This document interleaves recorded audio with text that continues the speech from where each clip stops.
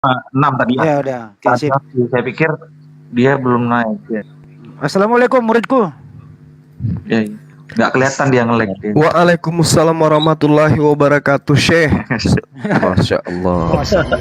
Lanjut. Iya, materinya menarik sekali nih Bang Zuma. terkait dengan, ya, suara saya kedengaran? Kedengaran, mantap. Sangat jelas. Iya, materinya sangat menarik ini ya. Artinya berbicara mengenai Samayim. Kalau berbicara mengenai Samayim berarti sudah jelas bukan di bumi kan gitu.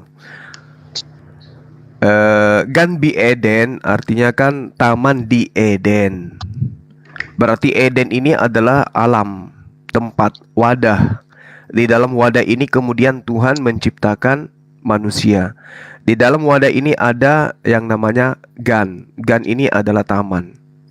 Berarti tamannya berada di sebuah tempat di mana tempat itu bernama Eden. Berarti dia sepadan dengan bumi. Jadi di bumi ada taman, tapi ini tamannya bukan di bumi. Tamannya itu ada di Eden. Eden sendiri itu bukan taman. Eden itu bukan nama taman. Ya. Tapi Eden itu adalah alam tempat taman. Artinya jelas bukan di bumi. Sesederhana itu sebenarnya. Kalau untuk melihat sesimpel apa pembuktian bahwa itu bukan di bumi, bisa kita lihat di dalam Wahyu 1. Wahyu 1 nomor 2, Wahyu 12 nomor 7. Timbul peperangan itu di mana?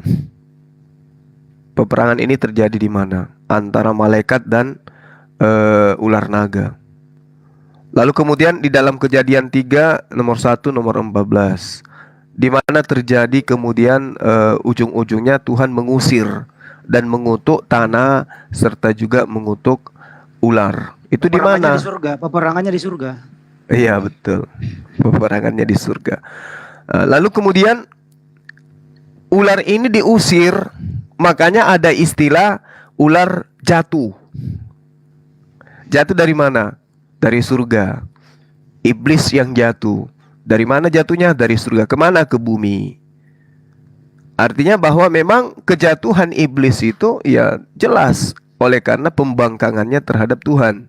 Pembangkangannya terhadap Tuhan itu bukan karena Tuhan ingin memaksakan iblis itu untuk menjadi makhluk lain, tidak. Tapi karena iblisnya melawan Tuhan dengan memperdaya Adam dan Hawa. Akhirnya dia jatuh. Bisa kita lihat dalam Kejadian 3 itu lengkap satu perikop dari nomor 1 sampai seterusnya. Itu lengkap di situ. Lalu kemudian kalau dikatakan taman di Eden itu sudah hilang, enggak, itu cerita. Itu cerita konyol itu. Tuhan Allah mengusir dari taman di Eden supaya ia mengusahakan tanah. Artinya dia diusir dari Eden untuk apa? Menggarap tanah. Tanah itu di mana? Di bumi. Kan jelas begini di dalam Kejadian 3 nomor 23 itu Bang Handi. Lalu Tuhan mengusir ya dia dari taman di Eden supaya ia mengusahakan tanah dari mana ia diambil. Jadi ini sudah berkesesuaian dengan Al-Quran ini. Adam itu diambil dari tanah yang ada di bumi, dibawa kemudian ke jannah, diproses di sana, diciptakan dia menjadi manusia, lalu setelahnya dia dikembalikan ke tempat di mana dia diambil. Di mana itu? Di bumi. Begitu Bang Handi, sederhana loh itu. Lanjut. Boleh saya lanjut pertanyaan saya mumpung ada si Bang Zuma ini. Iya, silakan. Nah gini Bang, kalau tadi terkait tentang Adam, surga dan Eden. Ini saya aku masih ingat gak terkait dulu saya pernah bertanya terkait saya Muslim ini tentang menyusui orang dewasa. Iya, pernah. Nah kan di situ dikatakan Bang Zuma mengatakan kalau itu kan dari cangkir ya. Saya. Oh iya, iya. Tapi kalau saya telah lagi apa namanya, KBBI arti kata menyusui itu malah dari payudara, Bang. Gitu. Arti kata menyusui. Karena di sini ya bagaimana mungkin saya menyusuinya. Nah, setelah saya lihat KBBI menyusui itu dari payudara gitu. Jadi bukan dari cangkir. Ya, terus Nah, itu menurut Abang itu Abang tetap mengenai cangkir atau gimana? Soalnya kemarin saya pernah bertanya juga sama yang lain, dia malah nolak gitu walaupun ini sahih. Kata dia ini salah katanya. ya, jadi saya menjelaskan ya pada saat itu terkait dengan pertanyaan saudara. Tapi kita tidak sedang membahas tentang kritikal hadis kan? Kita juga tidak sedang membahas keotentikan hadis tersebut. Waktu itu kan? Ya. Nah, oke. Jadi ketika saudara bertanya tentang keotentikan daripada berita itu, yang perlu dipahami di sini adalah hal mustahil ketika seorang dewasa itu kemudian disusui oleh wanita yang bukan muhrimnya. Sementara yang ingin dihalalkan di sini, bagaimana kemudian Salim ini bisa keluar masuk di dalam rumah daripada istri Rasulullah? Ya, itu tidak ada kemudian pembatasan karena sudah termasuk di dalam garis mahram. Orang-orang yang dihalalkan kemudian, dalam arti kata haram untuk menikah di antara ikatan mereka. Nah, ini juga dipandang oleh ahli hadits bahwa kalau ini dianggap sebagai sahih, maka itu tidak kemudian bersifat umum. Itu hanya berlaku terhadap oknum si Salim ini saja. Tidak berlaku kemudian sehingga orang sekarang, orang Islam itu bisa menyusui orang dewasa, tidak. Ya, makanya di dalam banyak riwayat, misalnya Sahih Muslim dari Zainab dari ibunya Ummu Salamah, bahwa sesungguhnya Ummu Salamah berkata, seluruh istri-istri Nabi menolak adanya laki-laki yang keluar masuk rumah mereka. Itu hadis riwayat Muslim. Artinya bahwasanya itu hanya dikhususkan buat Salim saja, buat Salim tok. Nah, kemudian kalau kita mengkaji lebih jauh, 4 mazhab pun semua sepakat bahwa tidak ada cerita orang yang sudah balik kok bisa-bisa menyusu kepada seorang wanita hanya karena ingin menjadi mahram. Ya, jadi saya katakan tadi bahwa itu tidak masuk akal dan sungguh tidak etis gitu. Maka cuma mazhab Daud Az-Zahiri saja yang berpendapat sebagaimana pendapat Aisyah. Gitu. Jadi itu tidak dibenarkan sebenarnya. Makanya kalaupun dipaksakan itu hanya pengkhususan di luar kebiasaan. Itu adalah hak prerogatif Rasulullah dalam hukum ini. Tidak berlaku kepada orang lain karena itu adalah izin dari Rasulullah untuk kemudian melakukan hal itu terhadap Salim. Tetapi yang dijabarkan kemudian dalam fikih penjabaran hadits itu bukan dari objek langsung, tidak, tetapi melalui wadah. Itu makanya dikatakan dari Ummu Salamah, beliau berkata Rasulullah Muhammad SAW bersabda, tidak dapat menjadikan mahram melainkan susuan yang memberi bekas pada perut dengan susuan itu. Itu yang perlu dipahami. Itu diriwayatkan di hadis Tirmizi. Ya, jadi tidak ada konsep di dalam ajaran agama Islam itu menyusui orang dewasa. Makanya di dalam pemahaman kami umat Islam dalam pelajaran hadits dari Ibnu Uyayyah, dari Amir bin Dinar, dari Ibnu Abbas, Rasulullah Muhammad SAW itu bersabda, tidak ada susuan melainkan yang berlangsung dalam usia 2 tahun. Itu. Oke Bang, makasih penjelasannya Bang. Iya. Nah, pertanyaan lain nih Bang. Ini jadi ilmu juga ya bagi orang-orang Muslim juga yang tidak tahu terkait hal itu. Kalau Nabi Muhammad kan belakangnya SAW Bang, ya kan? Gimana? Gimana bisa diulang? Nabi Muhammad belakangnya kan ada apa sih gelar ya SAW itu ya? Iya. ya kan? Sallallahu alaihi wasallam, artinya semoga Allah memberikan sholawat dan salam kepadanya, itu kan Bang? Iya. Nah di sini agak saya garis bawahi semoga Allah memberikan sholawat. Arti sholawat itu sendiri kan doa Bang. Kenapa Allah itu memberikan doa kemana gitu? Jadi Allah berdoa kepada siapa? Mendoakan si Nabi Muhammad kepada siapa gitu? Semoga Allah memberikan sholawat dan salam kepadanya. Itu yang bikin saya bingung gitu. Memberikan sholawat. Oke. Ya, saya jawab ya. Jadi gini, kita harus memaknai dulu ya lebih jauh tentang sholawat ini. Kenapa? Karena begini, kalau kita ini analogi dulu ya sebelum kemudian kita masuk ke hal yang terinti dari pertanyaan saudara. Pujian dari seorang pimpinan kepada stafnya itu berbeda dengan pujian sesama karyawan kepada karyawan dan pujian bawahan kepada atasan. Meski intinya sama-sama pujian. Itu dulu yang harus dipahami. Ketika Allah kemudian memuji Rasulullah Muhammad SAW, apa yang Allah katakan? Wa rafa'na laka zikrak. Dan kami tinggikan sebutan nama bagimu wahai Muhammad. Siapa yang mengatakan itu? Allah. Wa rafa'na laka zikrak. Lalu Allah juga memuji beliau apa yang dikatakan oleh Allah. Ma dalla sahibukum wa ma gawa. Kawanmu Muhammad ini tidak sesat dan tidak pula keliru. Itu pujian.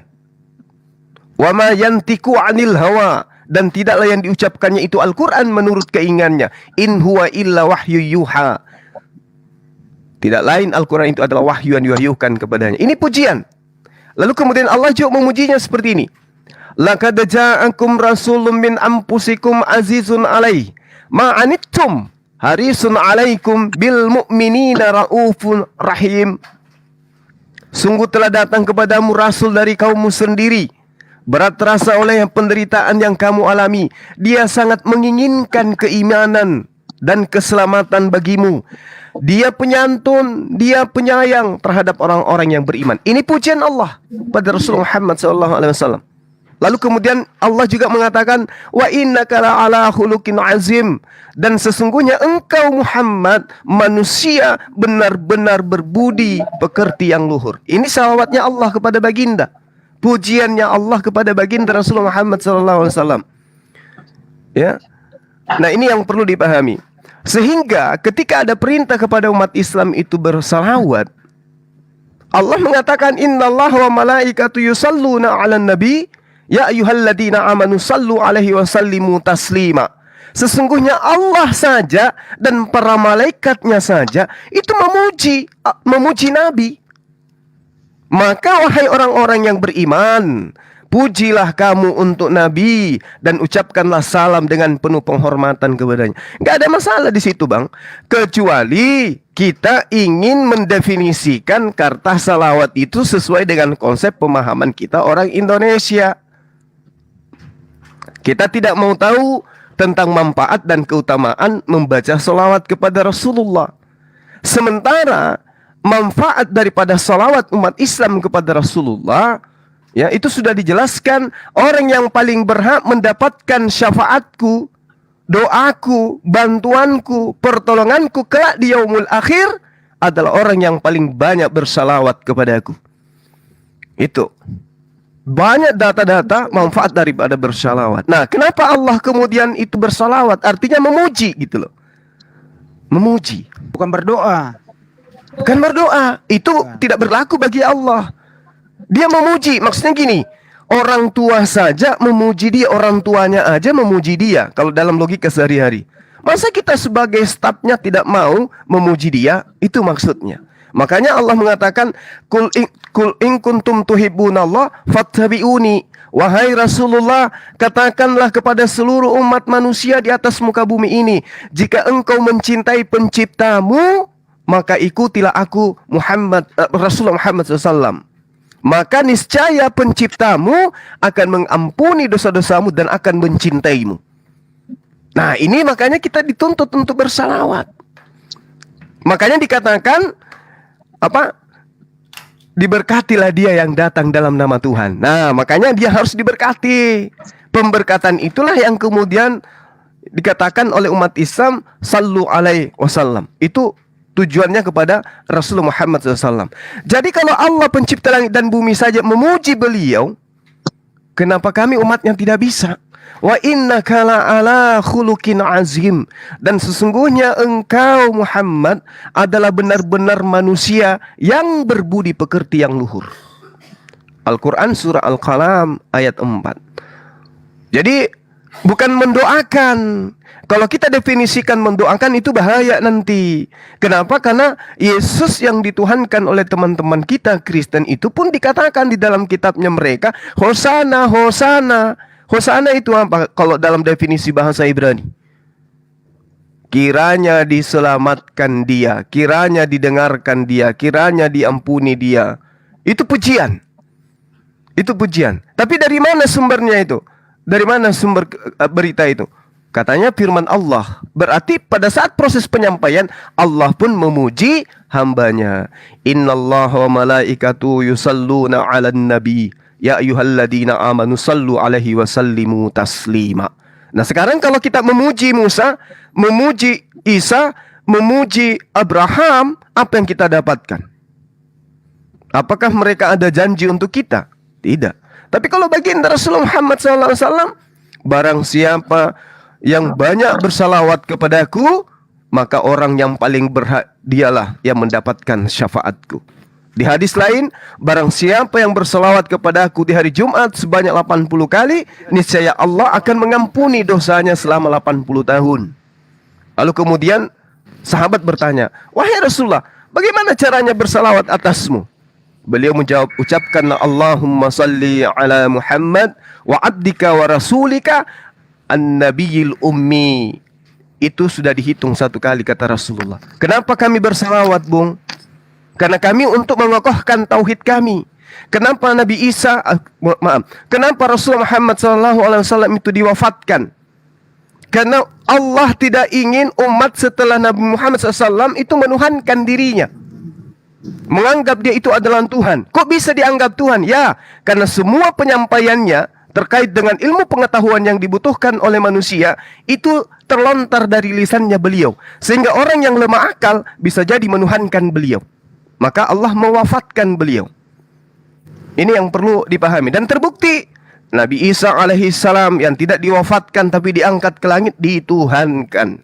Dan Allah tidak mau terjadi terhadap baginda Rasulullah Muhammad SAW. Padahal kalau kita uji nih kesaktiannya, antara pengabarannya, katanya beri kabar gembira. Tapi kok coba kita uji isi daripada Bible, daripada Al-Quran. Kita bandingkan secara sains. Kira-kira yang nampak terlihat itu perkataan Tuhan pencipta langit dan bumi, Bible atau Al-Quran? Contoh, sungguh Allah telah mengokohkan langit tanpa tiang. Versus kitabnya teman Kristen, tiang langit bergoyang-goyang. Sekarang kita uji sains. Kira-kira yang mana yang masuk kalam Allah? Al-Quran atau Bible dalam hal ini? Satu itu aja udah gugur. Makanya Rasulullah Muhammad SAW itu diwafatkan. Karena sudah tamat, makanya pada hari ini telah kusempurnakan agamamu dan aku ridha Islam itu menjadi agamamu. Makanya tamat dia punya pengajaran. Jadi dia harus kembali kepada Allah. Namun Al-Quran mengatakan, jangan kau kira orang yang mati syahid berjuang dalam agama Allah itu mati. Sesungguhnya mereka itu hidup dan mendapatkan rezeki di sisi Allah. Jadi Rasulullah Muhammad SAW itu tidak meninggal. Tidak mati, tidak wafat, tetapi dia meninggalkan dunia saja, tapi tetap hidup. Sama seperti Nabi Isa alaihissalam, dia pun meninggal dunia. Dia juga meninggal dunia, artinya meninggalkan dunia fana ini menuju sisi Allah. Bedanya dia terangkat dengan jasadnya. Baginda Rasulullah Muhammad SAW, jasadnya kembali ke tanah, kemudian ruhnya kembali kepada Allah. Sekira begitu, saudara saya. Makasih. Mungkin ada tambahan dari guru-guru yang lain. Bedanya berarti salawat itu kependekannya sholat bukan, Bang? Salawat itu pujian. Tapi diambil kata dari sholat. Tidak didefinisikan seperti itu. Tidak didefinisikan, tapi secara menyeluruh. bahwa solawat itu adalah pujian. Pujian. Berarti Sama sholawat seperti berarti Eh, sholawat itu majemuk gitu ya. ya, sama seperti ketika kami umat Islam itu sholat. Apakah kami memuji? Yes, kami memuji. Nah, kaidahnya kemudian adalah pujian kami kepada Allah sebagai sembahan, penyembahan, penyerahan diri bahwa dialah yang patut disembah. Kemudian salawat kami kepada Rasulullah adalah pujian, sanjungan, bukan penyembahan. Makanya Allah itu tidak pernah memerintahkan sebening akidah perintah Allah untuk kemudian bersalawat kepada Rasulullah. Beliau tidak memerintahkan kami menyembah kepada Rasulullah. Makanya dia katakan, innani anallah la ilaha illa ana. Setiap kali Tuhan itu meminta dirinya disembah, maka dia selalu menggunakan kata ana, selalu menggunakan kata aku. Tapi setiap kali dia menyampaikan keagungannya, Allah senantiasa menggunakan kata nahnu atau kami. Tapi kalau proses penyembahan, mentauhidkan, Allah itu senantiasa mengatakan aku. Tidak pernah dia mengatakan sembahlah kami. Tidak pernah. Tapi dia selalu mengatakan sembahlah aku. Tapi kalau dia mengatakan kamilah yang menciptakan, itu bentuk keagungan. Analoginya begini. Ketika saya kemudian sebagai seorang pemimpin, ya, pemimpin di kantor, berbicara kepada orang lain, saya mengatakan bahwa gedung ini kamilah yang membuat. Itu muatan perkataan saya itu muatannya itu wow. Orang ini ternyata punya kekuasaan. Orang ini ternyata punya dimensi yang luas daripada cakupan. Ketika saya mengatakan saya loh yang buat ini, itu cakupannya kecil. Tapi kalau saya mengatakan kami yang membuat, artinya di situ ada kekuatan yang dahsyat luar biasa. Kami berarti ada kekuatan. Tapi kalau saya, ya, yang muncul muatannya itu adalah sesuatu yang kecil. Makanya Allah senantiasa mengatakan ana, saya. Kalau dalam proses hakikatnya dia selalu menggunakan kata ana. Tapi kalau dia keagungannya, penciptaannya dan seterusnya, itu selalu mengatakan kata kami, nahnu. Itu bang. Oke, berarti sholat dan sholawat itu berbeda ya bang ya. Sholat itu doa, Beda. sholawat pujian. Nah ini mungkin Iya. ada satu lagi bang ya, bikin saya bingung. Kalau dalam Al-Quran kan katanya dari Nabi Adam sampai Nabi Muhammad itu kan Islam gitu ya. Benar Iya. nggak, bang? Benar. Islam. Nah, berarti kalau Islam, bagaimana Islam itu berdiri gitu? Sedangkan Islam ini aja kan dibawa oleh Nabi Muhammad gitu, diperkenalkan oleh Nabi Muhammad. Bahkan sebelum Nabi Muhammad memperkenalkan, bangsa-bangsa Arab pun tidak mengenal apa itu Allah Subhanahu Wa Taala gitu. Bahkan tidak mengenal itu agama Islam. Bagaimana dari Nabi Adam sampai dari Nabi Adam, Ibrahim dan Nabi Isa itu beragama Islam. Terus kalau kita sandingkan dengan Taurat itu berbeda gitu. Jadi saya bingung apakah Al-Quran benar-benar menyempurnakan atau tidak. Karena kalau menyempurnakan, menurut saya itu dia tidak menghilangkan, tidak merubah, tapi melengkapi gitu. Kalau ini kan sungguh sangat berubah total gitu.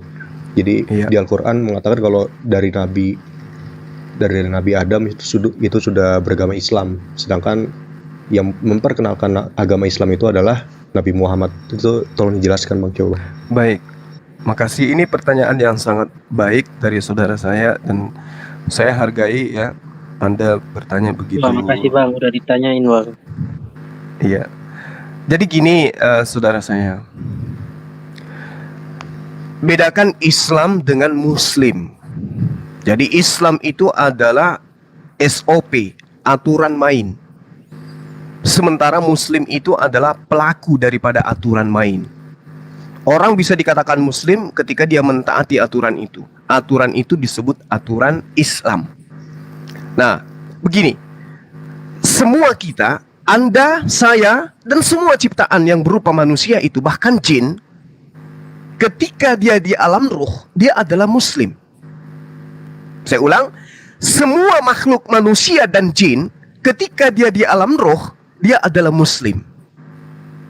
Ketika kemudian dia menjadi manusia, diciptakan oleh Allah menjadi manusia, hingga dia balik, dia juga masih tetap Muslim. Jadi Anda, meskipun dilahirkan dari rahim seorang yang beragama non-Muslim, tapi ketika Anda lahir, Anda posisinya adalah seorang Muslim. Lalu bagaimana Anda bisa menjadi seorang Kristen, menjadi seorang Islam, menjadi seorang Yahudi, menjadi seorang Buddha, Hindu? Ya, setelah Anda balik, Andalah yang menentukan kemana arah Anda pergi. Nah, jadi Muslim itu, manusia Muslim ada di alam roh sebelum dia menjadi manusia. Setelah dia menjadi manusia pun, sebelum dia balik, dia masih Muslim. Tapi ketika dia kemudian sudah balik, menyembah kepada selain daripada Allah, maka dia menjadi kufur. Oke, saya jabarkan. Jadi Islam itu adalah sebuah SOP yang dibawa oleh para nabi, yang kemudian diperintahkan oleh Allah pencipta. Saya tidak gunakan kata Allah supaya kita di sini universal. Oleh Tuhan pencipta langit dan bumi, diajarkan kepada manusia. Adam misalnya, Adam, jangan engkau menyentuh, mendekati atau makan buah ilmu pengetahuan. Nah, itu Islam tuh. Itu Islam. SOP namanya. SOP, aturan mainnya Tuhan. Undang-undangnya Tuhan. Itu Islam. Kenapa dikatakan Islam? Karena Islam itu adalah damai sejahtera. Shalom itu artinya damai sejahtera, keselamatan. Kalau kita tunduk kepada aturan itu, maka apa yang terjadi? Shalom alaihim. Keselamatan atas dia yang melaksanakan itu.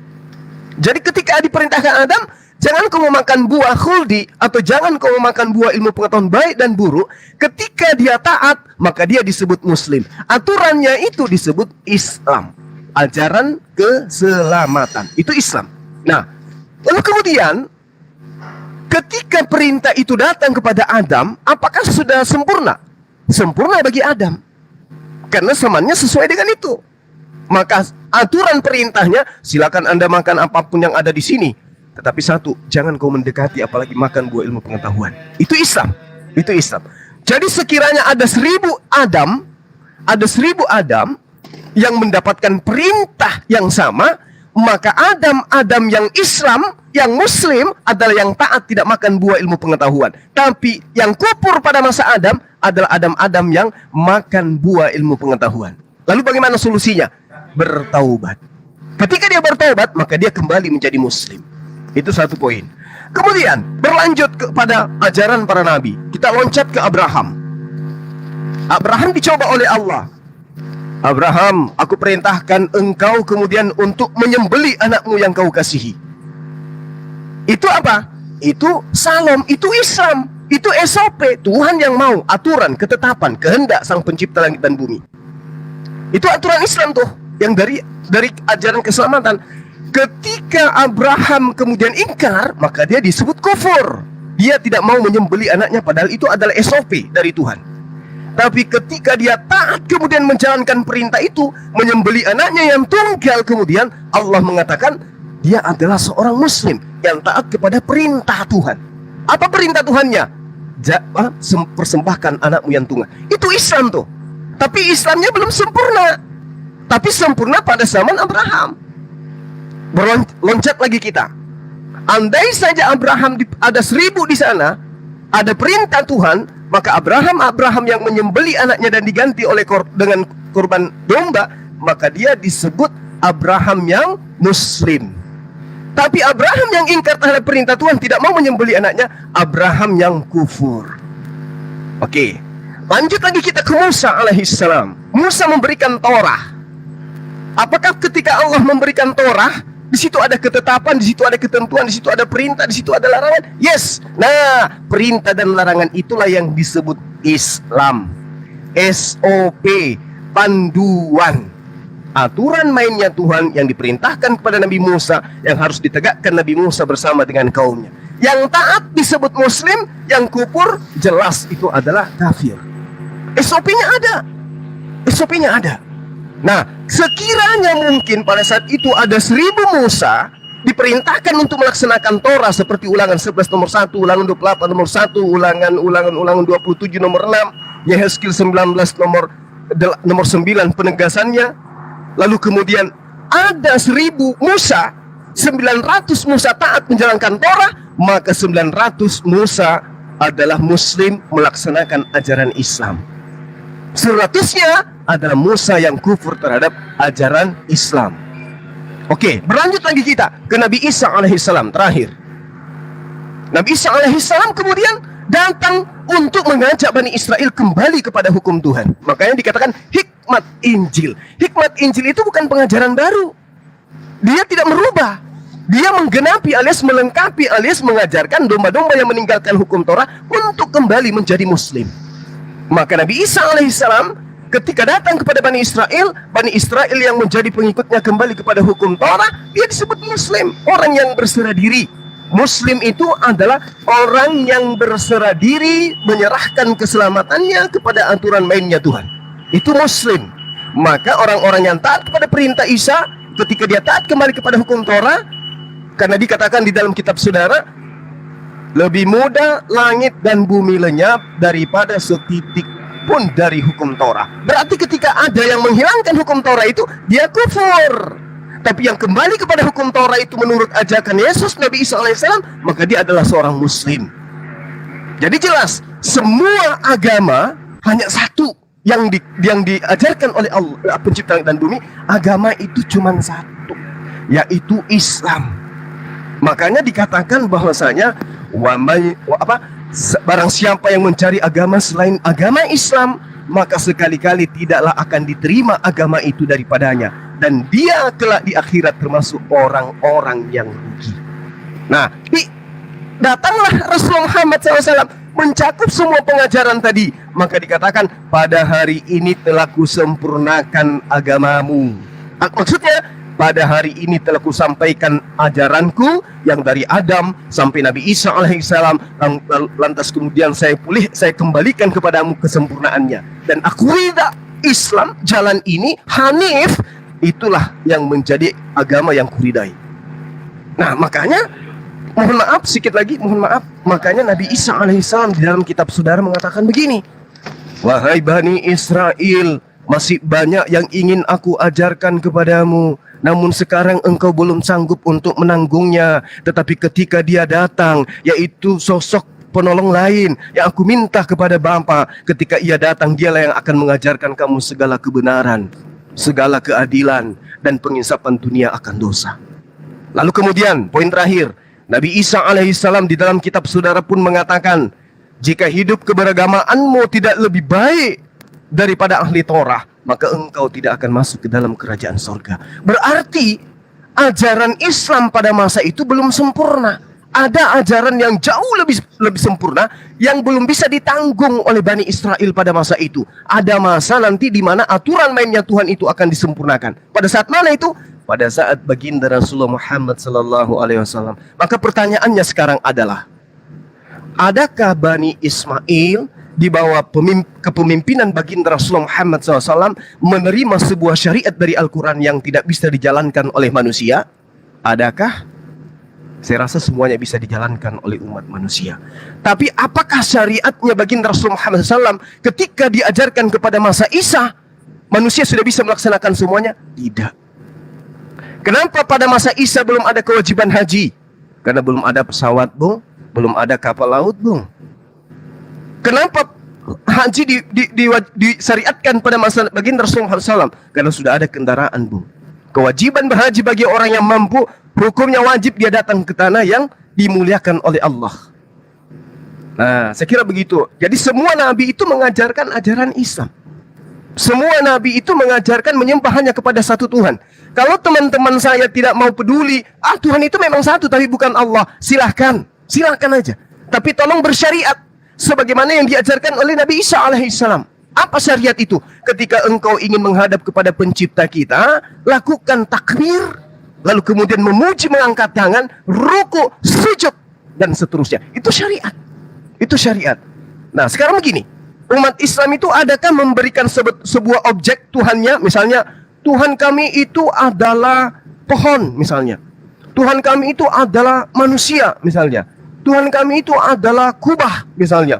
Atau Tuhan kami itu adalah batu. Adakah umat Islam seperti itu? Tidak. Tapi umat Islam itu seketika mensucikan diri dari najis besar, hadas besar, hadas kecil. Lantas kemudian dia masuk ke rumah ibadah. Apa yang disuruhkan? Allahu Akbar. Apa maknanya?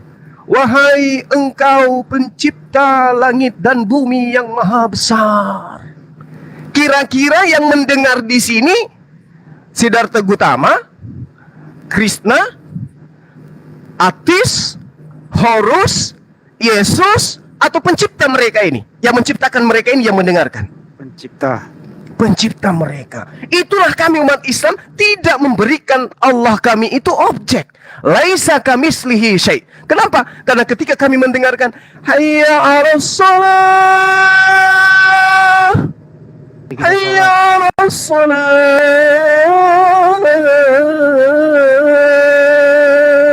seruan kepada seluruh umat manusia untuk menuju kepada kemenangan pencipta langit dan bumi, menyembah hanya satu esensi. Makanya Allah itu maha melihat, maha mendengarkan. Karena dia maha melihat, maha mendengarkan, maka tidak pantaslah dia kemudian nuzul menjadi makhluk.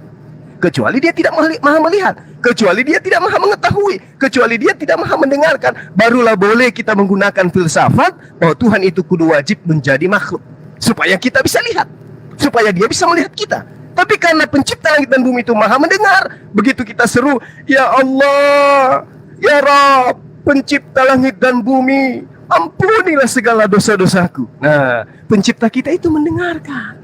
Tapi karena Yesus menuntun kita, akulah jalan, akulah kebenaran, akulah hidup, tidak ada yang sampai kepada Bapa tanpa melalui aku, maka hidup ini harus bersyariat. Kenapa? Harus ada kebenarannya. Kita sujud, ada kebenarannya. Kita berdiri, ada kebenarannya. Kita berjalan, ada kebenarannya. Semua harus punya hukum-hukum.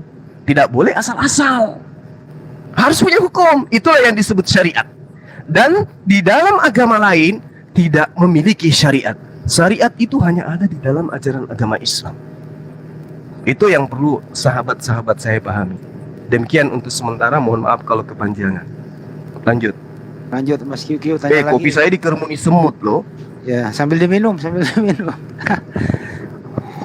QQ nanya lagi, silakan. Alhamdulillah. Atau ada yang ingin di kantor, silakan. Bro Q. Oke, makasih Bang penjelasannya. Cuman saya juga masih kontradiktif gitu Bang. Saya soalnya kata-kata agama ini, Nggak apa-apa. Soalnya saya agak kalau misalkan itu tidak dikatakan agama Islam atau cuma Islam atau Muslim, mungkin saya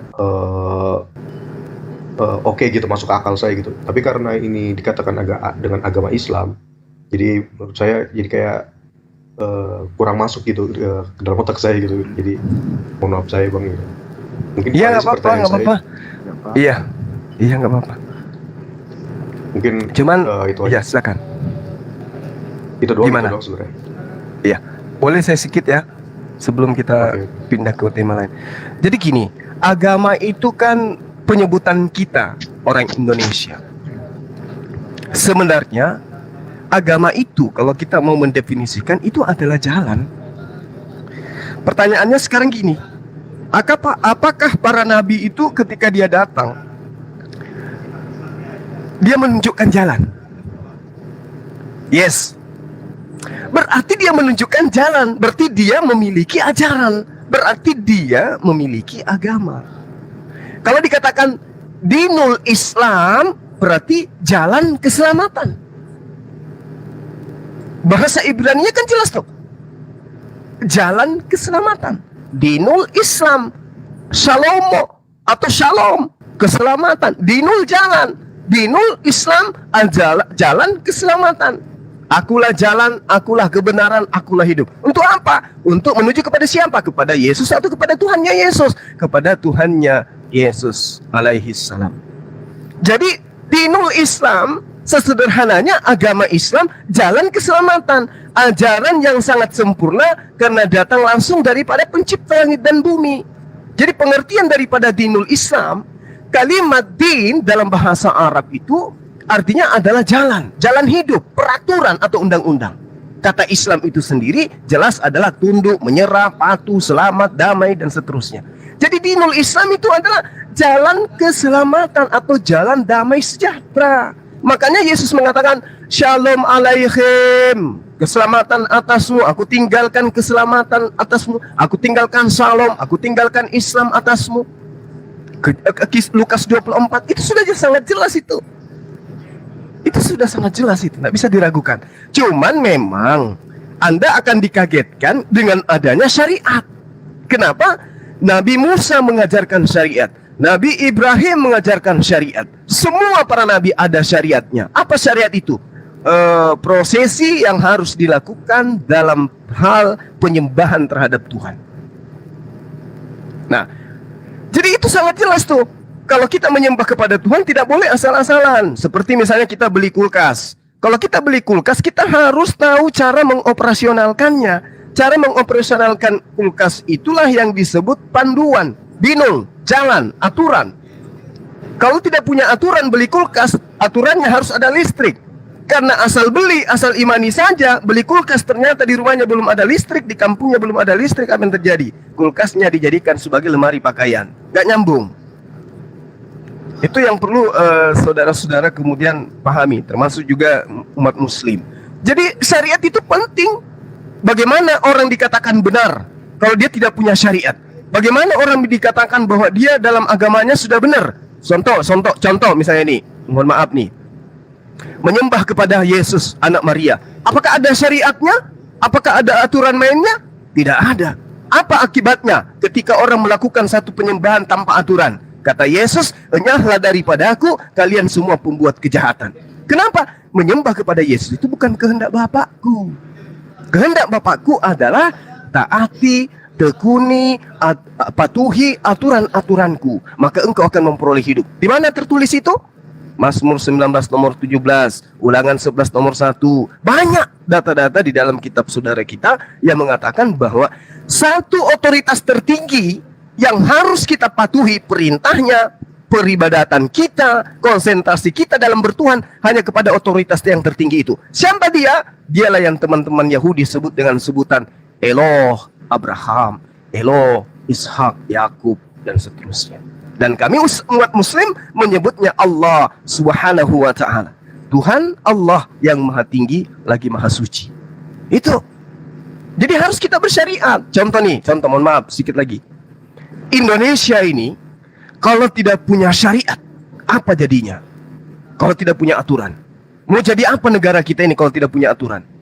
Lampu merah digilas, perkosa di mana-mana, mencuri di mana-mana, pembunuhan di mana-mana, narkoba di mana-mana. Karena tidak punya aturan, hancur. Kehancuran yang kemudian yang ada.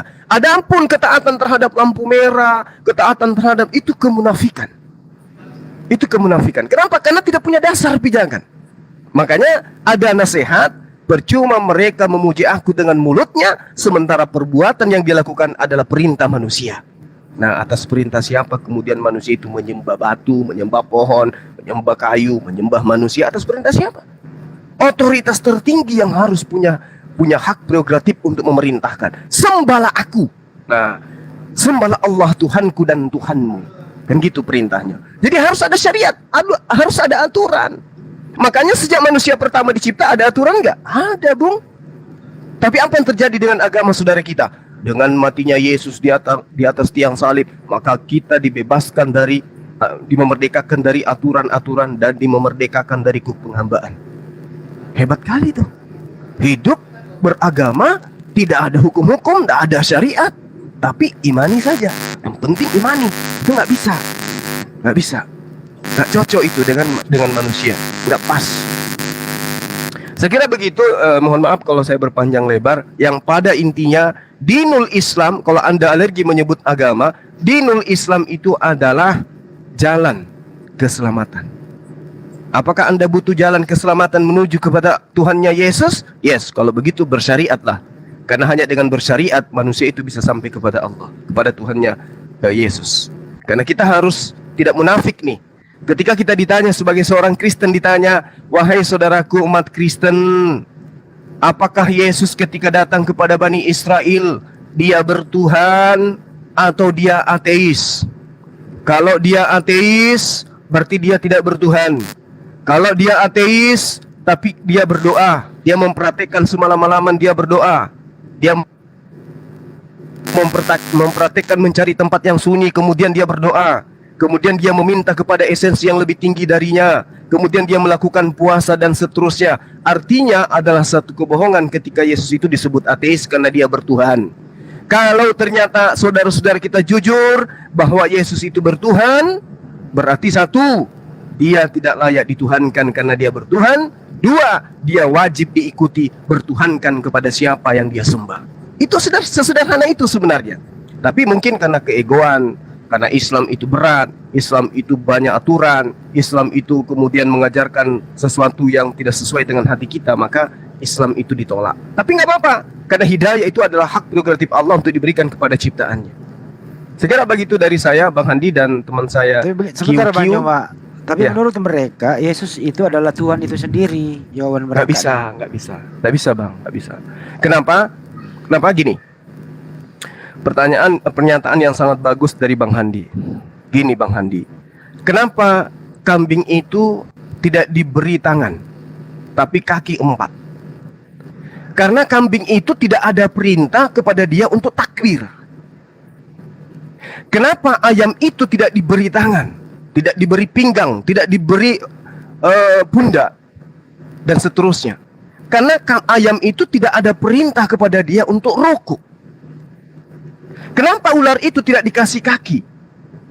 Karena ular itu tidak ada perintah untuk dia untuk sujud. Kenapa manusia diberi kesempurnaan seperti ini? Karena dia disetting untuk ruku, sujud, menyembah hanya kepada penciptanya. Kalau Yesus datang dalam rupa manusia, Tuhan datang dalam rupa manusia, maka kodratnya menjadi pentuhan kepada pencipta. Mari kita uji kelayakan. Apakah ketika Nabiullah Isa alaihissalam datang ke atas muka bumi ini, dia rukuk, dia sujud? Yes. Kenapa? Karena hukum alam mengikatnya. Dia kudu wajib menjadi makhluk. Apakah pencipta langit dan bumi ini betul menjadi makhluk, menjadi ciptaan?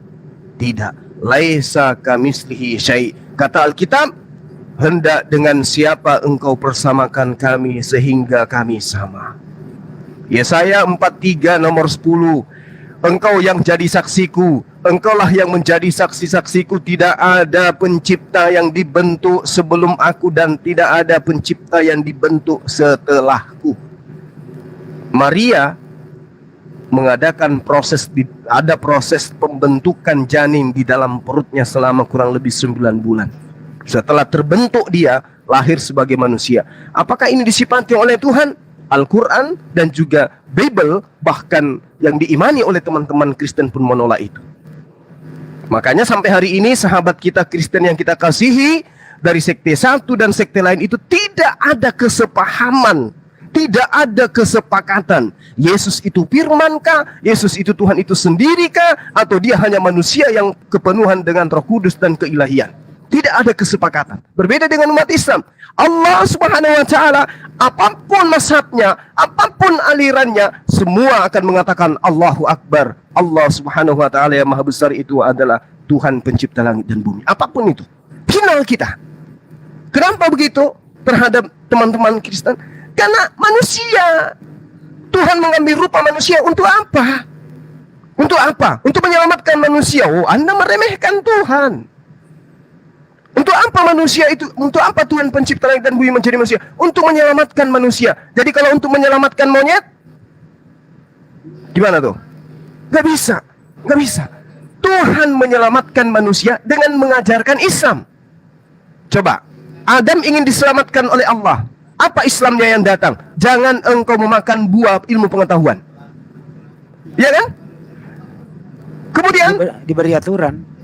ya, manusia dibekali akal, manusia dibekali nafsu. Makanya penciptaan Adam itu adalah observasi pembuktian bahwasanya manusia itu dicipta oleh Allah dengan kesempurnaan. Malaikat tidak ada akal, tidak ada syahwat. Iblis ada syahwat, tapi tidak ada akal. Kebalikan, tapi manusia ada akal, ada syahwat. Makanya Al-Quran mengatakan, kebenaran itu telah datang dari Tuhanmu. Barang siapa yang ingin berserah diri kepada aturan mainnya Tuhanmu, silakan dia beriman. Barang siapa yang kufur terhadap aturan Tuhan, silakan dia kufur. Sesungguhnya pada kesemua itu sudah disiapkan tempatnya masing-masing. Yang beriman kembali ke jannah dan di Eden, kemudian yang kufur kembalinya di neraka, Sheol. Jelas itu Bang Handi. Jadi kita tidak bisa pungkiri bahwa kebenaran hakiki mutlak Allah menciptakan manusia kodratnya memang sudah jadi manusia sebagai penyembah. Makanya di dalam Yohanes 4 nomor 4 Yesus mengatakan apa? Kami menyembah apa yang kami kenal, kalian menyembah apa yang tidak kalian kenal. Subhanallah. Berarti ketika dia datang, dia sebagai penyembah. Betul. Kalau dia tidak menyembah berarti dia ateis. Kalau dia tidak menyembah berarti dia kufur. Dan mustahil kemudian Nabi Isa alaihissalam itu adalah manusia kufur. Dia adalah manusia yang taat. Bahkan dalam kitabnya saudara Kristen, sebagai manusia dia taat sampai dia mati. Nah itu, berarti dia seorang muslim. Demikian Bang Handi. Terima kasih Bang Kikyo atas pertanyaan-pertanyaan. Mudah-mudahan ini bisa membangun persaudaraan kita ke depannya. Ya, umpan Lanjut balik yang coba. lain. Coba umpan balik ke Mas Kyu supaya kita ada edukasi ya. Mas Kyu, boleh ditanggapi pernyataan Bang Juma tadi. Menurut Anda tuh Yesus itu bertuhan, Yesus itu tidak bertuhan, atau Yesus itu Tuhan sendiri selama Yesus ada di muka bumi? Anda pilih yang mana, Bro? Coba ada umpan balik, silakan. Kalau menurut saya Yesus itu Tuhan itu sendiri karena mungkin saya nggak tahu di mana ayatnya atau gimana. Ada gitu kan, cuma saya lupa mungkin ya dia mengatakan sendiri kalau sebelum Adam ada ya dia sudah ada.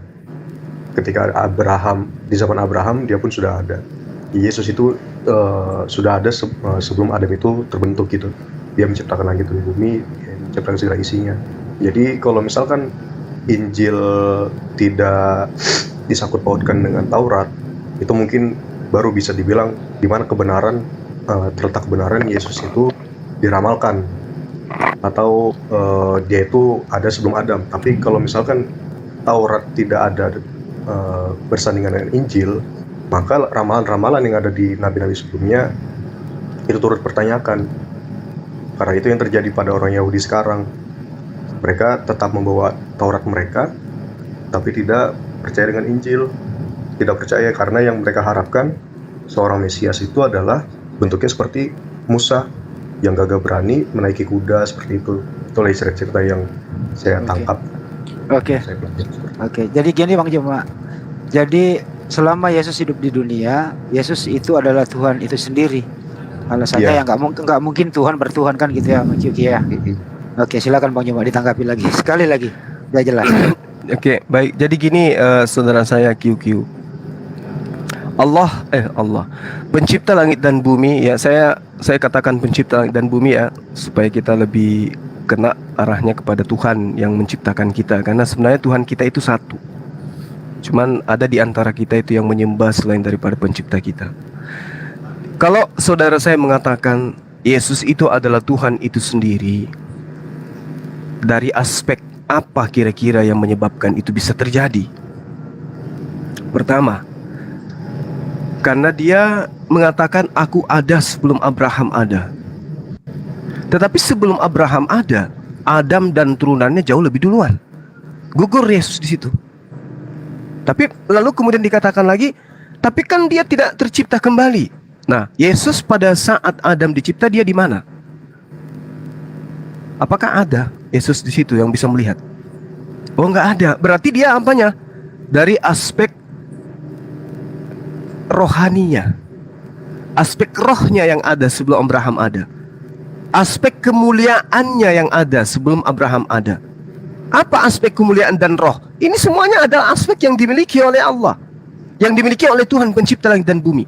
Dia sudah menentukan bahwa sebelum Yesus itu diciptakan di atas muka bumi, Tuhan itu sudah menentukan bahwa dia akan menjadi nabi kepada Bani Israel. Itu sudah disetting oleh Tuhan. Apa pembuktiannya? Coba kita lihat di dalam Yeremia 1 nomor 5. Ini untuk Yeremia. Sebelum aku membentuk engkau dalam rahim, aku telah mengenal engkau. Berarti Yeremia sudah ada kan? Yeremia sebelum dikandung ibunya, Yeremia sudah dikenal oleh Tuhan. Berarti Yeremia sudah ada pada saat itu. Di mana mereka? Di mana Yeremia? Alam roh. Apakah cuma Yeremia yang ada di alam roh? Tidak. Nabi-nabi juga ada di alam roh. Apakah baginda Rasulullah SAW juga ada di alam roh? Yes. Di mana Al-Quran menerangkan itu? Ali Imran ayat 81. Preeksistensi Rasulullah sudah dibicarakan di alam roh. Begitu juga Nabi Isa alaihissalam. Yeremia aja dulu pembuktiannya. Yeremia 1 nomor 5, sebelum aku membentuk engkau wahai Yeremia di dalam rahim ibumu, aku telah mengenal engkau. Berarti Yeremia sudah ada sebelum ibunya mengandung dia. Gugur yang tadi ya. Apalagi Amsal 8, Salomo di situ diceritakan, aku ada sebelum langit digariskan. Lebih hebat lagi dia. Aku ada sebelum langit digariskan. Ya, Salomo jauh lebih hebat. Nah, kemudian pendebat Kristen akan mengatakan itu untuk Yesus. Tunggu, sabar. Kalau ini untuk Yesus, ya Amsal 8, berarti Anda siap-siap mengakui bahwa Yesus itu adalah ciptaan. Karena di situ dikatakan di Amsal 8, Tuhan telah menciptakan aku sebagai permulaan pekerjaannya. Apakah teman-teman Kristen mau mengakui bahwa Yesus itu adalah ciptaan? Tentu tidak mau, bukan? Berarti yang dimaksud di sini adalah Salomo. Salomo ada sebelum langit digariskan. Yesus dari aspek manapun gugur dia. Bagaimana dengan Yesus? Yesus juga mengatakan di dalam Yohanes 1 nomor 14. Itu jelas tuh bahwa kemuliaan yang dimiliki Yesus adalah kemuliaan yang berasal dari Tuhannya. Boleh Anda buka sekarang, baca Yohanes 1 nomor 14. Apalagi pernyataan Yesus, aku datang bukan atas kehendakku sendiri. Berarti kehendak otoritas yang lebih tinggi. Gugur lagi dia. Bukan Tuhan itu sendiri berarti. Aku tidak dapat berbuat apa-apa dari diriku sendiri. Berarti gugur lagi dia. Bukan otoritas yang tertinggi menjadi manusia, itu berarti aku tidak bisa berkata-kata dari diriku sendiri. Gugur lagi dia. Berarti dia bukanlah otoritas tertinggi yang menjadi manusia. Contoh nih, contoh. Saya sebagai pemimpin di kantor, ketika saya kemudian pulang ke rumah dan bercerita tentang otoritas saya, mau saya sebagai kepala rumah tangga, mau jadi kepala RT, tetap saja otoritas saya sebagai pimpinan itu ada, tidak hilang.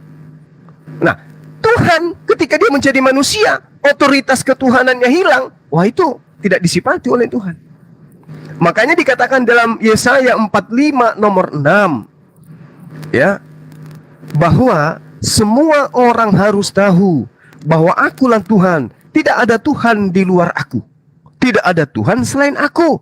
Yesaya 46 nomor 5, tidak ada Tuhan di samping aku. Yesus duduk di samping Bapa, berarti Yesus bukan Tuhan. Lalu dari aspek mana Yesus itu bisa dikatakan dia Tuhan? Aspek imani saja. Karena kalau kita kaji lebih jauh, tidak ada 0,00001% pun sisi keilahian yang dimiliki oleh Yesus. Terakhir, siapa Yesus menurut Yesus? Jadi jangan kesaksian sahabat kita QQ. Kalau kesaksian sahabat QQ, Yesus itu adalah Tuhan, itu adalah kesaksiannya dia.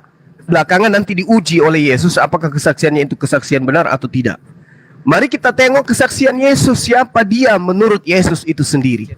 Jangan menurut Bang Suma. Jangan menurut Al-Quran juga, tapi menurut kitabnya teman-teman Kristen.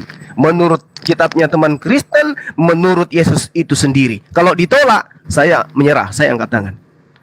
Yesus mengatakan di dalam Yohanes 5 nomor 36, ada kesaksianku yang lebih penting dari kesaksian Yohanes, bahwa semua pekerjaan yang aku lakukan, pekerjaan itulah yang bersaksi tentang aku, bahwa Bapa yang telah mengutus aku.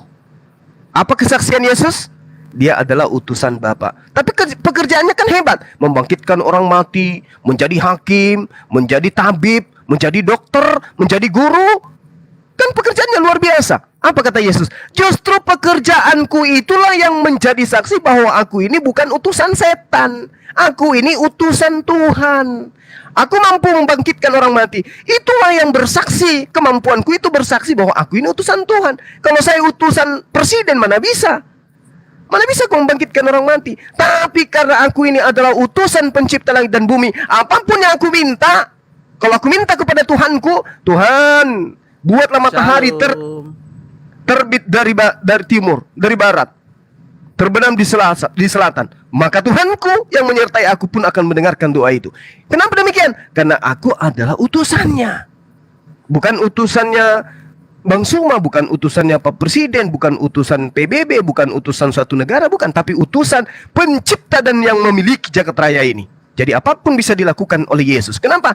Yang backingi dia itu, Bung, bukan jenderal, tapi pemilik alam semesta. Jadi dia berani mengatakan apapun, tapi kesaksiannya kudu harus dihargai. Ada kesaksianku yang lebih penting dari kesaksian Yohanes, bahwa semua pekerjaan yang aku lakukan, pekerjaan itulah yang bersaksi tentang aku, bahwa akulah utusan Bapa. Bapaklah yang mengutus aku. Berarti kita percaya enggak kesaksian Yesus ini? Kalau Anda percaya Anda adalah seorang Muslim, kalau Anda tidak percaya bahkan mengimaninya sebagai Tuhan itu sendiri, maka Anda adalah kufur. Sopan Pak, Anda ya, akan beradab, Pak. diusir oleh Yesus kelak. Beradab, Pak. Pak, beradab kalau Alaikum umat Dajjal. Nah, ini nggak Halo. beradab ini. Ini ajaran Yesus. Oh, apa saya bukan beradab. Ini saya pengikut Kristus sejati. nih? Oh. Ya. Coba Oke, terangkan. bisa kita uji, bisa kita uji. Kristus sejati. Kita aturkan Ya, waktunya. Anda pendusta, Anda mengutip-utip ayat Alkitab untuk membohongi dusta Anda. Pendusta. Kita atur timer. Dia Kita mana atur pendusta? timer. Setan Anda. Boy. Jangan lagi pakai ayat Alkitab. Biarkan Bang Handi, biarkan Bang Iya, Handi. biarkan dia. Pendusta anak Juma. Dari kemarin ada berdusta Anda. Enggak, gini aja, kamu punya ilmu enggak sih? Udah, apa mau Anda debatkan? Bang Handi, biarkan dia puaskan dulu dia. Pendusta Anda, pendusta. Dari kemarin berdusta Anda seperti ular keturunan ular beludak Anda. Menyesat. Ada lagi? Iya, oke. Saya katakan, Yesus diutus oleh Tuhan. Ya, dia panggil Bapa. Bukan Allah SWT itu, si setan itu. Paham Anda? Berarti Yesus utusan. Ya, dia memang utusan, dia manusia diutus. Dia anak Allah. Berarti bukan Tuhan. Dia anak Allah. Dia anak Allah. Berarti bukan Tuhan. Dia anak Allah. Enggak, Yesus Tuhan Ada atau utusan? pendusta. Dengar satu hal ya. Ya. Adam tidak kenal namanya Allah SWT. Yesus utusan apa Tuhan? Iya, Anda pendusta. Ya, Yesus- dia firman, dia firman yang berasal dari Bapa. Yesus utusan apa Tuhan? Iya, kalian dari kemarin hanya pintar berdusta Anda. Yesus utusan apa Tuhan? Iya, dia diutus oleh Bapa dan dia Tuhan itu sendiri. Loh, jadi Tuhan mengutus Tuhan? Dia sehakikat dengan Bapa, ya. Iya. Iya. Yesaya 63, Yesaya 63 nomor 9. Jadi, dia Yesaya 55 ayat 11, dia firman. Ya, betul. Yesaya 55 ayat 11, dia firman. Ya, Yesaya 55 nomor 11 dikatakan bahwa jangan Anda berdusta ketika juga. Tuhan menghendaki sesuatu terjadi maka terjadi. Firman itu. Tuhan menghendaki Maria hamil. Hamil nggak Maria? Rasul Yohanes tidak kenal sama si setan dan Arab itu. Rasul Yohanes Ketika tidak kenal Tuhan sama menghendaki Tuhan Maria itu. hamil, hamil nggak Maria? Diam Anda pendusta. Ini enggak Kalau benar. Anda diperhadapkan, Biar. kalau Anda diperhadapkan dengan 10 hukum Tuhan, Anda sudah layak dibuang ke neraka. Melanggar 10 hukum Taurat ya. Ya. Memang masih ada hukum Taurat yang Anda lakukan? Kalau berdasarkan 10. Bung, Bung masih Cuma. ada hukum Taurat yang Anda lakukan? Bung Cuma ada. Bung Yang mana? Cuma dengar. Hukum Bung Taurat yang pertama, hukum Taurat yang pertama apa? 10 hukum. Kalau berdasarkan 10 Hukum Taurat yang pertama Bung apa? Cuma pendusta. Enggak tahan dia, enggak tahan, enggak paham. Dengar. Hukum Taurat yang pertama itu apa? Apa Anda langgar atau tidak? Jangan ada padaku halangan di hadapanku. Oke. Ya. Nah, Anda membuat Yesus itu sebagai Iya. apa? Di hadapan Tuhan. Anda membuat Yesus anak Maria itu sebagai apa di hadapan Tuhan? Dia Tuhan satu-satunya. Dia Tuhan satu-satunya. Anda membuat Tuhan di hadapan Tuhan. Tuhan yang Anda buat itu adalah manusia bernama Yesus. Anda sudah melanggar hukum Taurat pertama. Anda pendusta. Dosa Anda sudah banyak sekali. Bertobat Anda pendusta. Juma. Anda membuat Tuhan tandingan di hadapan Tuhannya Abraham bernama Yesus loh. Pendusta, sadar itu. Tidak ada Ya, Tuhan nggak lain. apa. Anda membuat Yesus menjadi Tuhan itu sudah membuat ilah lain selain Tuhannya Musa. Mazmur 110:1. Dia itu merupakan Tuhannya Daud. Ya, Tuannya Daud berarti bukan Yesus, karena Yesus itu adalah anak Daud. Bung, Yesus itu tuannya Daud atau anak Daud? Bung, Yesus itu tuannya Daud atau anaknya Daud? Mazmur Roma 110:1. Roma 1 nomor 3, Yesus berasal dari sperma Daud, berarti dia anak Daud, bukan tuannya Daud. Dia berdusta. Bro. Kan? Ya, Hei, bro. Hei, saya bongkar dusta Anda. Dianya tuannya Daud. Dia sudah ada sebelum hadir di dunia. Iya. Roma 1 nomor 3, Yesus itu berasal dari sperma Daud. Mazmur 110:1. Roma 1 nomor 3, Yesus berasal dari sperma Daud. Makanya kami umat Kristen memanggil dia Tuhan. Tuhannya Maria Pendusta. siapa, bro? Bro, Tuhannya Maria siapa? Tuhannya Maria. Dajjal, tahu umat Dajjal? Masih Oh, Dajjal itu Dajjal. kalian. Oh, Tuhannya Maria Kalian itu Dajjal. umat Dajjal. Kalau Tuhan- yang lain dikatakan kalian itu umat kafir. Tuhannya Ya. Maria siapa? Wih, Tuhannya Maria ambil siapa? ambil kata dajjal, ambil kata kalian itu- kafir, iya, apa iya, lagi? kalian itu umat kafir. Ya, Kafirun. menentang Tuhan. Iya. Ya, Istilah Alkitab Islam sudah dipakai mengajarkan. semua. Iya. Istilah Islam diambil semua. Udah, ya sebelum Aku kita mengutus ada- engkau cerdik sebelum seperti Islam ular. Ada itu sudah dipakai umat Kristen. Pendusta Anda. Iya, iya. Apa yang saya dustakan? Sebelum Islam ada di abad ke-6, itu sudah dipakai oleh umat Kristen. Umat Iya, Kristen apa sudah tuh? ada di zaman Arab di tanah. Bisa tunjukkan kitabnya, bisa tunjukkan kitabnya umat Kristen. Udahlah pendusta. umat Islam Allahu ada abad Akbar, ke-6. Masya Allah. Kau salah bilang Allah Akbar. Makanya kalau umat dajjal mengikut setan. Bertobatlah kalian. Bertobatlah kalian umat dajjal bertobat kalian, jangan berdosa, jangan turun di ular kuda. Sama setan, umat kafir. Usah kalian teriak ular Allahu Akbar. Kalian tuh menentang Kristus. Umat dajjal menentang Kristus.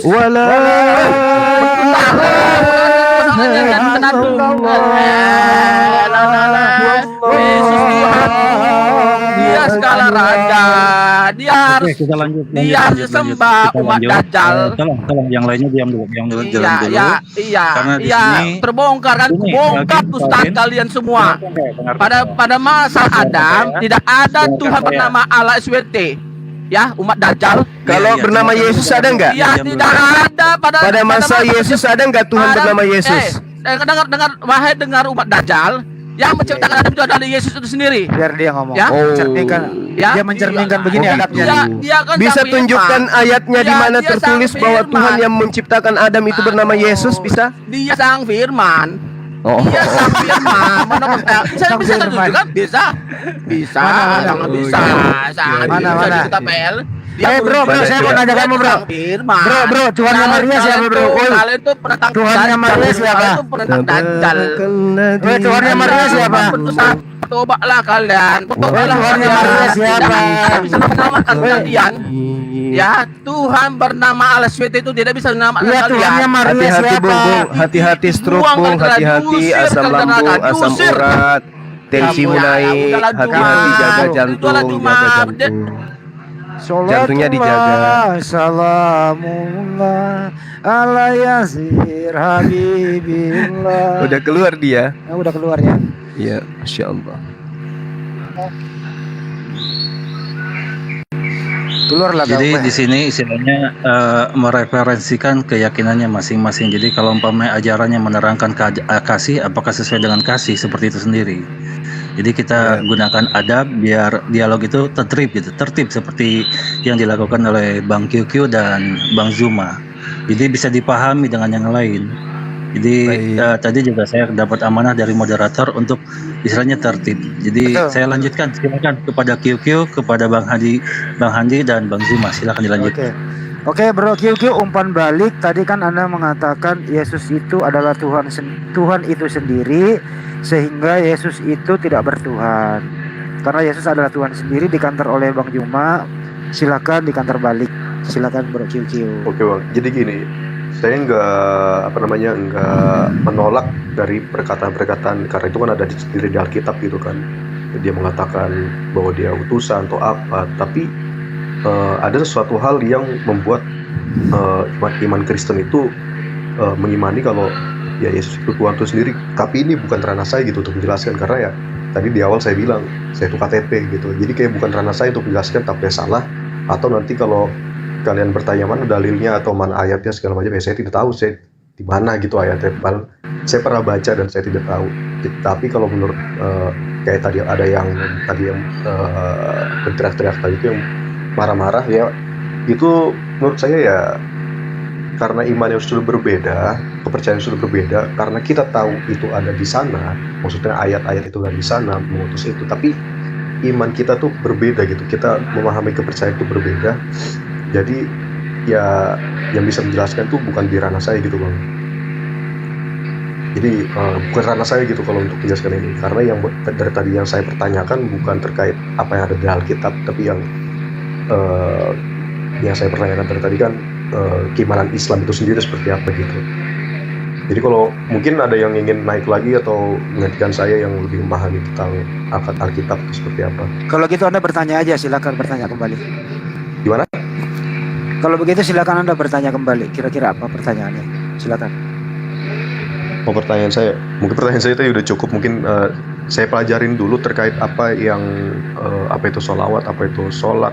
Karena tadi saya cari artikel sholawat itu diambil dari kata sholat gitu kan. Jadi kayak agak bertentangan dari Bang Zuma. Tapi saya nggak mau memperpanjang. Lebih baik saya mempelajarinya lagi gitu kan.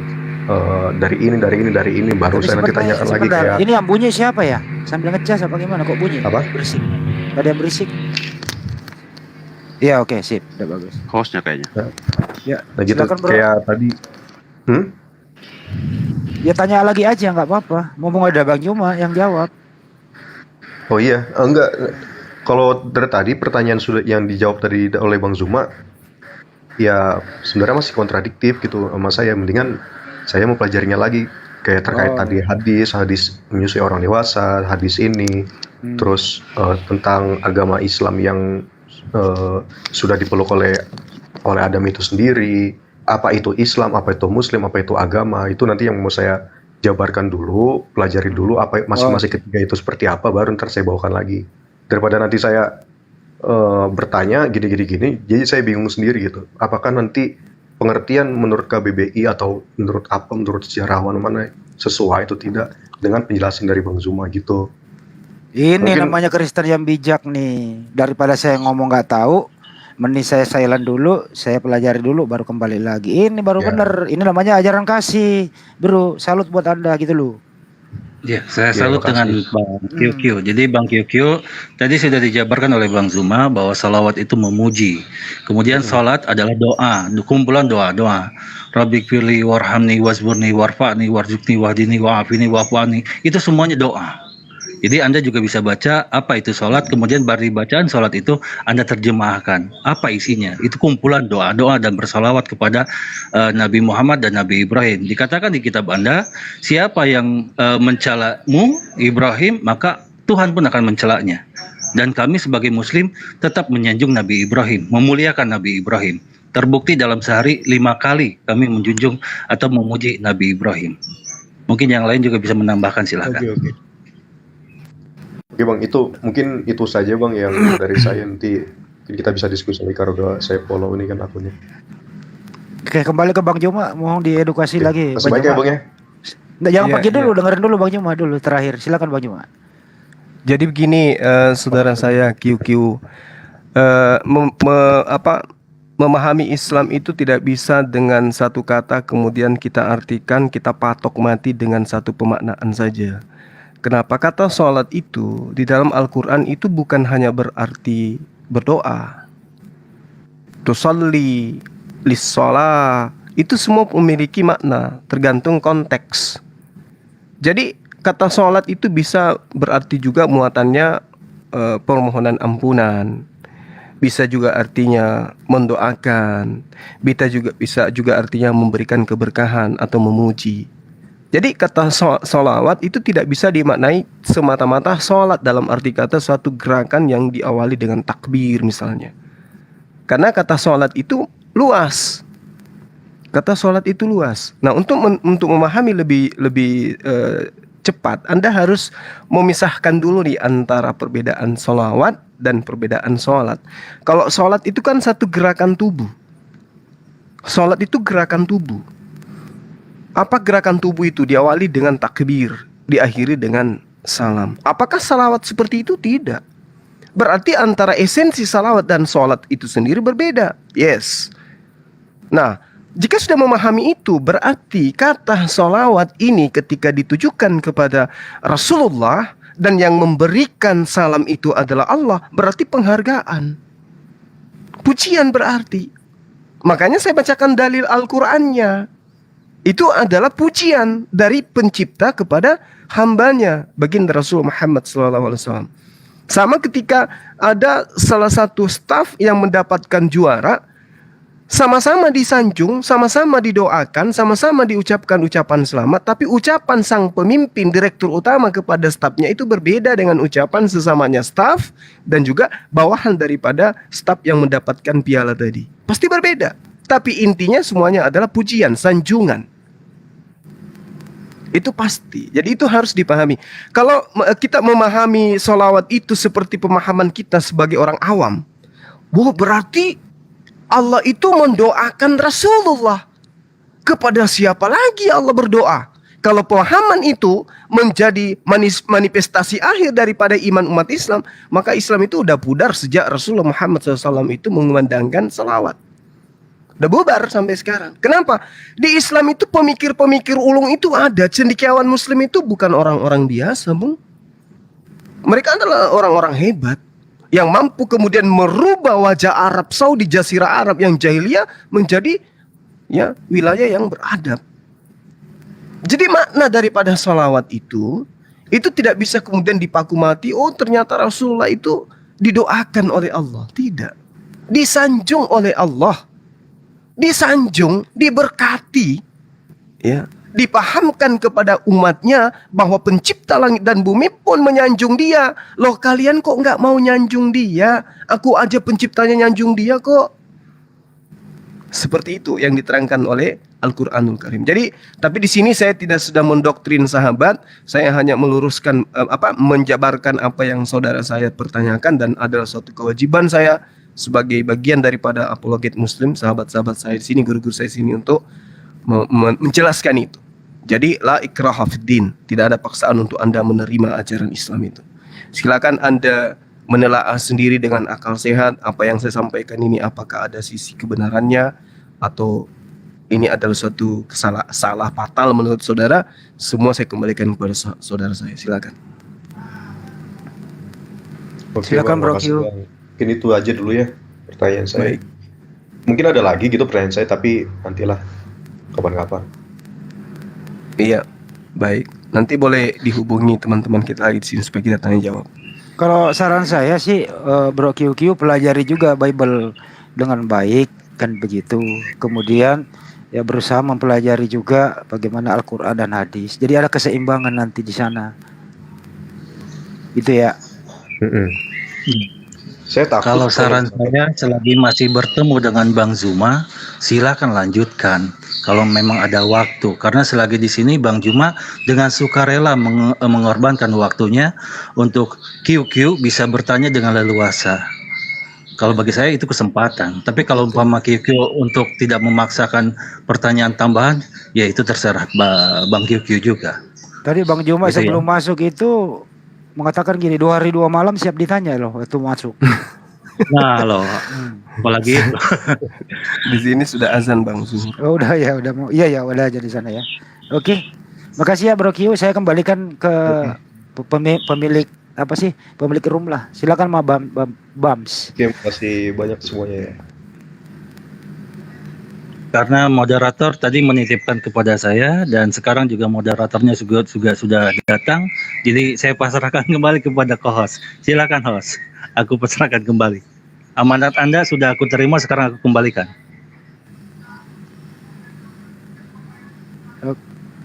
Oke, kalau begitu kita selesai dulu semua ya. Ya kalau begitu izinkan saya, karena ini saya live-kan juga di YouTube. Saudara-saudaraku semua yang ada di Zulkifli M. Abbas yang sedang menonton, ada ribuan yang nonton di sana. Di Andis Lebes channel juga yang lumayan nonton di Zulfikar Official, dan seluruh menara siar yang menonton di sana. Terima kasih atas atensinya semua. Semoga ada ilmu yang kita dapat bermanfaat pada kesempatan kali ini. Kita sudahi dulu. Terima kasih. Sampai jumpa lagi. Wabillahi taufiq wal hidayah. Assalamualaikum warahmatullahi wabarakatuh. Sampai jumpa. Salam satu Tuhan. Allahu Akbar. Waalaikumsalam warahmatullahi wabarakatuh. Waalaikumsalam warahmatullahi wabarakatuh. Jadi mungkin ada yang lainnya yang dari seberang yang mau menanyakan, silakan, tapi tertib. Jadi Baik sahabat-sahabat sekalian, terima kasih banyak atas kebersamaannya ya. Kita tutup dulu, kita sholat zuhur dulu. Habis itu kita kembali mengudara ya. Mungkin ada teman-teman kita dari seberang yang masih mau bertanya. Karena di sini sudah azan, malah sudah hampir qomat. Jadi saya pamit dulu ya teman-teman. Terima kasih banyak ya. Nanti gabung lagi ya setelah ini ya. Ya, kita tutup dulu. Subhanakallahumma wa bihamdi asyhadu an la ilaha illa anta astaghfiruka wa atubu ilaih. Salam tauhid, salam satu Tuhan, Allahu Akbar. Assalamualaikum warahmatullahi wabarakatuh.